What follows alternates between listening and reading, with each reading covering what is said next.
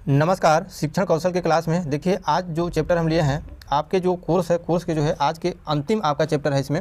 इससे पहले देखिए आपको जो है 7 चैप्टर का जो है वीडियो हम बना चुके हैं और ये आपका अंतिम चैप्टर है शैक्षिक प्रबंधन एवं प्रशासन। तो आपका जो है कोर्स समाप्त हो जाएगा। इसके बाद जो है अगर आपके नेक्स्ट वीडियो जब मिलेगा आपका, तो क्या है कि आपका जो लेटेस्ट कहीं से अगर क्वेश्चन आपको अगर मिल गया सभी चैप्टर से जो है सम्मिलित, तो जो है आपका वीडियो बना करके दिया जाएगा।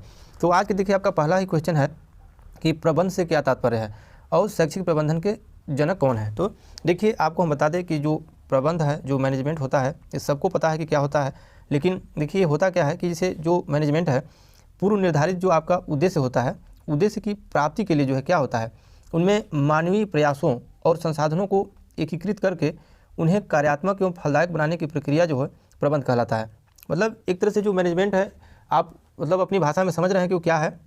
मतलब कोई भी जो है क्या है, उद्देश्य की कोई भी मतलब प्राप्ति करने के लिए, कोई चीज़ प्राप्त करने के लिए क्या करते हैं, उसमें जो है प्रयास करते हैं, संसाधनों का उपयोग करते हैं, उपयोग करके प्रयास करके अपने लायक जो है उसको अपने बनाते हैं, काम लायक अपने बनाते हैं, वर्क करते हैं।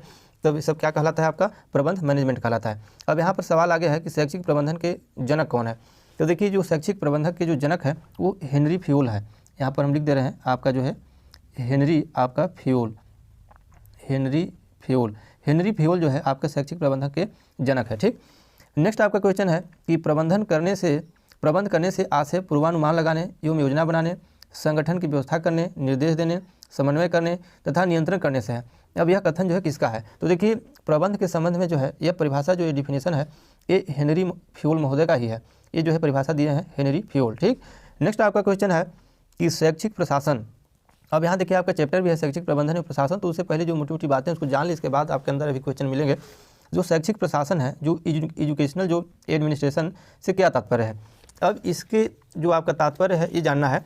तो देखिए आपका है क्या कि जो शैक्षिक प्रशासन होता है वो आपका क्या है, ये जो है मूल शब्द जो है मिनिस्टर से जो है बना है। जो प्रशासन है आपका क्या है, आपका मूल शब्द जो है मिनिस्टर से जो है बना होता है, जिसका अर्थ है सेवा करना, जिसका अर्थ है मिनिस्टर का अर्थ होता है सेवा। ठीक, तो मतलब ऐसी प्रक्रिया है जो उद्देश्यों को निर्धारण के लिए जो है उत्तरदायी होता है।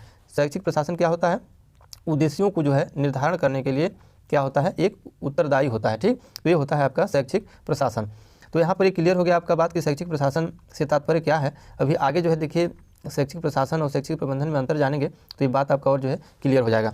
यहाँ एक डिफिनेशन दिया हुआ है कि शैक्षिक प्रशासन योग्य छात्रों को योग्य अध्यापकों के द्वारा प्रदत्त संसाधनों के अंतर्गत ऐसी परिस्थितियों में शिक्षा की व्यवस्था करता है जिनमें वे छात्र स्वयं को मिलने वाले प्रशिक्षण का लाभ प्राप्त कर सके। तो यह कथन जो है किसके द्वारा दिया गया है। देखिए यह कथन जो है दिया गया है आपके ग्राहम बाल कोर के द्वारा। यहाँ पर हम लिखते हैं आपके जो है, यहाँ पर ही लिख दे रहे हैं ग्राहम, आपका जो है ग्राहम बाल कोर। ठीक, ग्राहम बाल कोर के द्वारा जो है यह कथन जो है दिया गया है शैक्षिक प्रशासन यानी कि एजुकेशनल एडमिनिस्ट्रेशन के संबंध में। ठीक, तो ये बात आपका यहाँ पर क्लियर हो गया। दो आपका डिफिनेशन भी हो गया और एक बात आपको समझ में आ गया। अब आगे देखिए जो है जो मेन आपका क्वेश्चन पूछा गया है कि जो है शैक्षिक प्रशासन एवं शैक्षिक प्रबंधन में मुख्य अंतर क्या है, दोनों में क्या है आपका डिफरेंस। अब यहीं से आपका जो है पकड़ में आएगा कि आखिर शैक्षिक आपका प्रशासन क्या है और शैक्षिक प्रबंधन क्या है। अब जान तो रहे हैं इसको, लेकिन थोड़ा सा मतलब इसको हम बता दे रहे हैं एक दो पॉइंट। देखिए जो शैक्षिक प्रशासन जो होता है ये होता है आपका मानवीय तथा भौतिक संसाधनों द्वारा शैक्षिक कार्यों को कार्य रूप देने से है। ठीक, जैसे क्या है आपका अभी आगे भी आएगा जो जैसे मानवीय संसाधन जो होता है, मतलब जैसे टीचर छात्र जो भी है, और क्या है आपके भौतिक। तो मानवीय और भौतिक आपके संसाधनों द्वारा शैक्षिक कार्यों को कार्य रूप देने से है, क्या है वर्क के रूप देने से है। ठीक ना, ये आपका शैक्षिक प्रशासन हो गया। और प्रबंधन जो क्या है वही जो मानवीय जो और भौतिक संसाधनों की जो है क्या है, ये जो है आपका ढांचा तैयार करता है। ये जो है आपका शैक्षिक जो प्रबंधन है आपका जो है क्या है, आपका जो है ढांचा तैयार करता है। तो शैक्षिक प्रबंधन तो ढांचा तैयार करता है, लेकिन कार्य रूप कौन देता है आपका शैक्षिक प्रशासन। यहाँ से आपको जो है शैक्षिक प्रबंधन और शैक्षिक प्रशासन में जो है अंतर आपको समझ में आ गया होगा। और देखिए क्या है कि जो आपका शैक्षिक प्रशासन है यह एक प्रगतिशील प्रक्रिया है। यह क्या है, एक जो है प्रगतिशील प्रक्रिया है। ठीक, एक प्रगतिशील प्रक्रिया है। और यह क्या है कि देखिए दोनों में थोड़ा सा डिफरेंस है आपके शब्दावली में। यह प्रगतिशील है और यह जो है क्या है आपका जो प्रबंधन है वो परिवर्तनशील है। ठीक है, क्या है आपका परिवर्तनशील है आपका, ये जो है परिवर्तनशील है और ये जो है प्रगतिशील है। ठीक, तो यहाँ पर ये बात आपका क्लियर हो गई।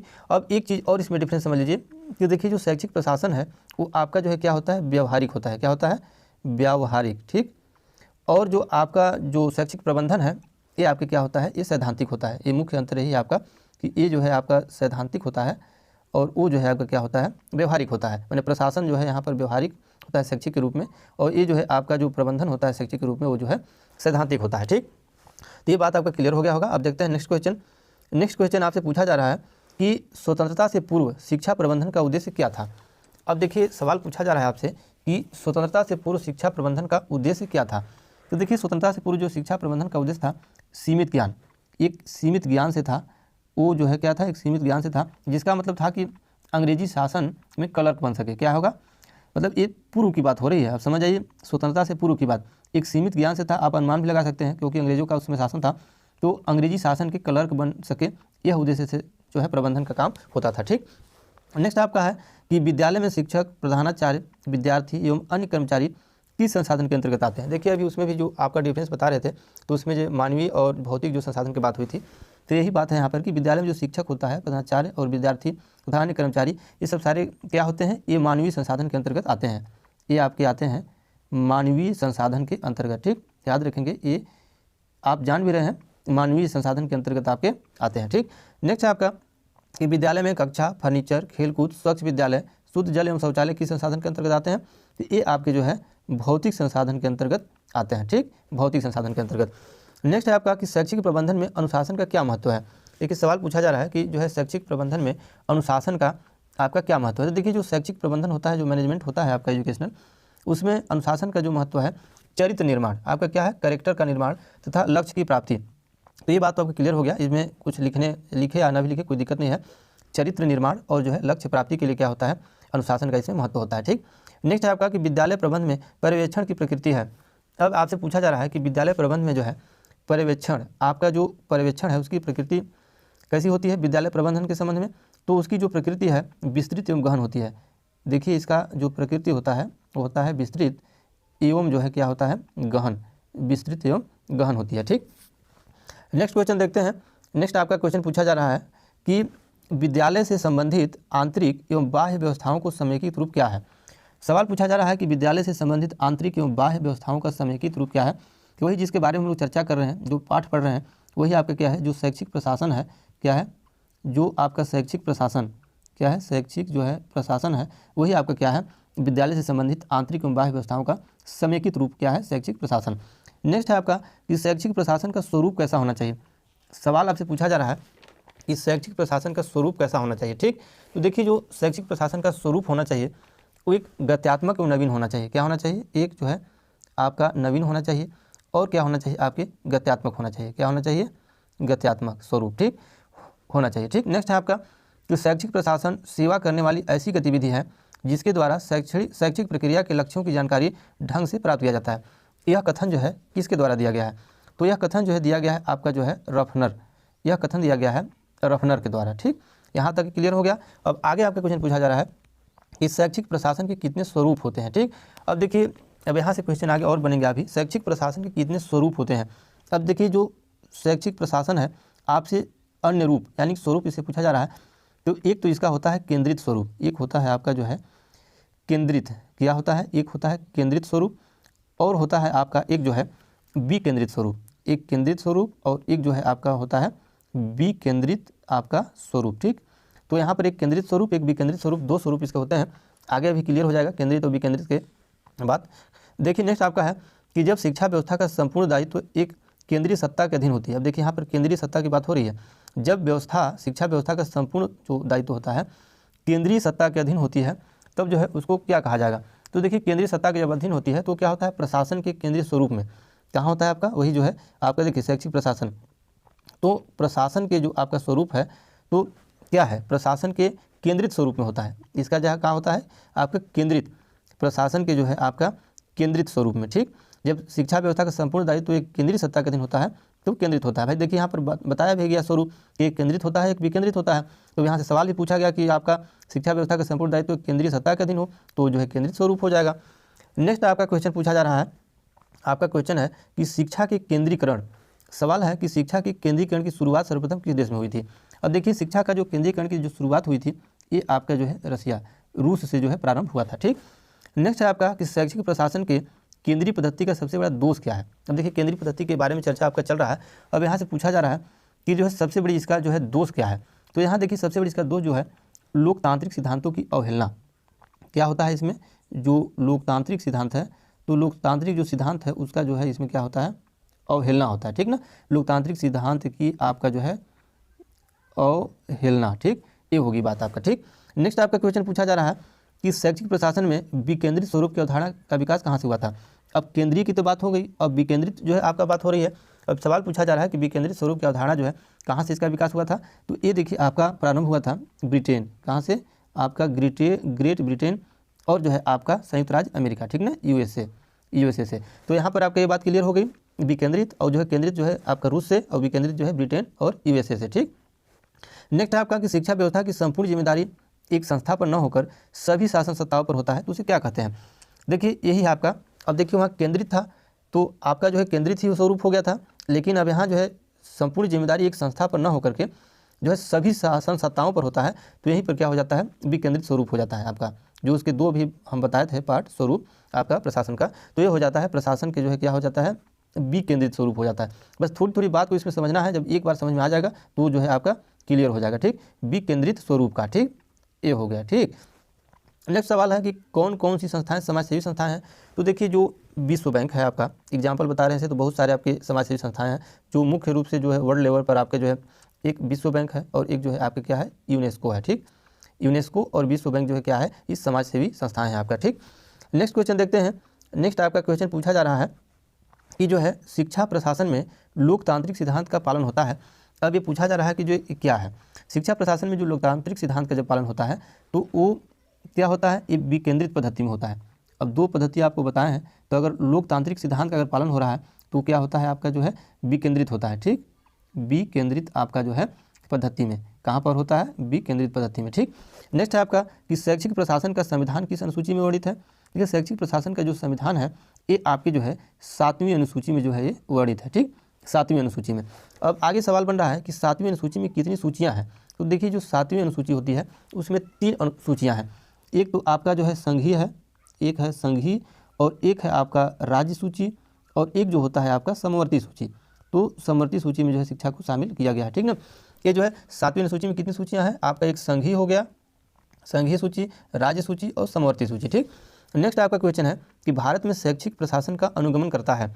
देखिए अब यहाँ से सवाल पूछा जा रहा है कि भारत में जो शैक्षिक प्रशासन है वो अनुगमन करता है कहाँ से। तो देखिए आपका संवैधानिक व्यवस्था का, ये जो आपका संवैधानिक जो व्यवस्था है, अगर मान लीजिए हम लिखे या ना लिखे, जो उसी व्यवस्था से जो है क्या है शैक्षिक प्रशासन का जो है आपका वहीं से जो है लिया गया है। जो मान के चलिए जो आपका शैक्षिक प्रशासन है वो आपका संविधान की जो व्यवस्था है, जो मैनेजमेंट है, उसी से जो है टैली करता है आपका। ठीक, नेक्स्ट है आपका कि भारत में स्वतंत्र रूप से शिक्षा विभाग की स्थापना कब हुई थी। तो देखिए भारत में जो स्वतंत्र रूप से जो शिक्षा विभाग की स्थापना हुई थी वो हुई थी आपकी जो है 1945 में, यानी कि 1945 में। ठीक, यहाँ तक आपका क्वेश्चन कंप्लीट हो गया। अब देखते हैं आपके अगला क्वेश्चन। आगे आपका क्वेश्चन पूछा जा रहा है कि पर्यवेक्षण एक प्रकार से शैक्षणिक विकास का मूल आधार है, यह कथन जो है किनका है। अब यहाँ से कथन पूछा जा रहा है कि ये स्टेटमेंट किनका है। तो एक स्टेटमेंट जो है आपका कोठारी आयोग का है। किसका है, आपका कोठारी आयोग का। ठीक, यहाँ पर याद रखेंगे कोठारी आयोग। आगे आपका क्वेश्चन बन रहा है कि पर्यवेक्षण का उद्देश्य क्या होता है। तो देखिए पर्यवेक्षण जो होता है उसका उद्देश्य होता है शिक्षण कार्य का मूल्यांकन करना। आपका जो शिक्षण कार्य है उसका जो है क्या है, आपका मूल्यांकन करना, ये होता है पर्यवेक्षण का उद्देश्य, आप जान रहे हैं। ठीक, भारत में निरीक्षण एवं पर्यवेक्षण का प्रारंभ कब हुआ था। देखिए भारत में आपका जो निरीक्षण और पर्यवेक्षण का जो प्रारंभ हुआ था ये आपका हुआ था कब। तो भारत में जो निरीक्षण आपका क्या है और पर्यवेक्षण कि इसका प्रारंभ हुआ था आपका जो है, देखिए बता दें आपको कि 19वीं शताब्दी में। कब हुआ था आपका, 19वीं आपके शताब्दी में जो है ये प्रारंभ हुआ था। ठीक, नेक्स्ट आपका कि भारत में निरीक्षण एवं पर्यवेक्षण का सर्वप्रथम प्रयोग कहाँ हुआ था। प्रारंभ तो हुआ था 19वीं शताब्दी में, लेकिन इसका जो है प्रयोग कहाँ हुआ था। तो इसका प्रयोग हुआ था आपका जो है चेन्नई में। ठीक, तमिलनाडु की राजधानी चेन्नई में। नेक्स्ट आपका कि विद्यालय के सभी कार्यों को जांच करना क्या कहलाता है। यहाँ देखिए थोड़ा सा एक आपका वर्ड के चलते जो है और इसमें थोड़ा सा डिफरेंस होता है, इसलिए दोनों क्वेश्चन यहाँ पर ले लिए हैं। देखिए जो विद्यालय के सभी कार्यों को जांच करना, तो जांच करना तो आपका हो गया निरीक्षण, आपका क्या हो गया निरीक्षण। विद्यालय के सभी कार्यों को जांच करना निरीक्षण, लेकिन विद्यालय की जांच करके जो रिपोर्ट तैयार करता है वो कहलाता है आपका निरीक्षक। ठीक, तो यहाँ पर थोड़ी थोड़ी बात को, क्योंकि एग्जाम में थोड़े थोड़े बात से ही आपका क्वेश्चन को फंसाया जाता है। तो जांच करना, विद्यालय के सभी कार्यों को जांच करना कहलाता है निरीक्षण, लेकिन जो जांच करके रिपोर्ट तैयार करता है वो कहलाता है आपका निरीक्षक। ठीक, यहाँ पर एक क्वेश्चन आपका क्लियर हो गया। अब आगे देखते हैं, 2 क्वेश्चन आपके बच्चे हैं। अब इसमें क्वेश्चन आपसे पूछा जा रहा है कि निरीक्षण के कितने प्रकार होते हैं। देखिए जो निरीक्षण के प्रकार होते हैं वो 4 प्रकार के होते हैं। यहाँ पर हम टाइप कर दिए हैं, एक सुधारात्मक निरीक्षण, निरोधात्मक निरीक्षण और रचनात्मक निरीक्षण और वस्तुनिष्ठ निरीक्षण। तो ये 4 प्रकार के निरीक्षण आप याद रखेंगे। नेक्स्ट आपका क्वेश्चन है कि निरीक्षण की सबसे प्रमुख विधि कौन सी है। तो देखिए जो निरीक्षण की 4 विधियों में से अगर सबसे प्रमुख विधि की बात की जाए तो जो आपका रचनात्मक है, जो रचनात्मक निरीक्षण है वही जो है आपकी सबसे जो है प्रमुख विधि है। तो ये रहा आपके जो है देखिए ये चैप्टर से आपके इतने क्वेश्चन और आपके जो है क्या है शैक्षिक आपका जो है प्रबंधन और प्रशासन चैप्टर यहीं पर समाप्त होता है। और इसके साथ साथ आपके जो अध्यापक भर्ती परीक्षा के लिए आप तैयारी कर रहे हैं तो इसमें जो आपके 8 चैप्टर दिए गए हैं, 8 चैप्टर जो यहीं पर आपके समाप्त होते हैं। और जैसे आपके वीडियो की शुरुआत में जैसे आपको बताया कि जो जितने क्वेश्चन इसमें 308 क्वेश्चन इंपॉर्टेंट क्वेश्चन को सिलेक्ट किया गया है, लेकिन इसके अलावा अगर कहीं कोई मॉडल से कोई बुक से अगर हमको लगेगा कि कोई क्वेश्चन इंपॉर्टेंट है, परीक्षा में आने लायक है, तो उसका फिर अलग से वीडियो बना करके इसमें हम ऐड कर देंगे आपको प्लेलिस्ट में।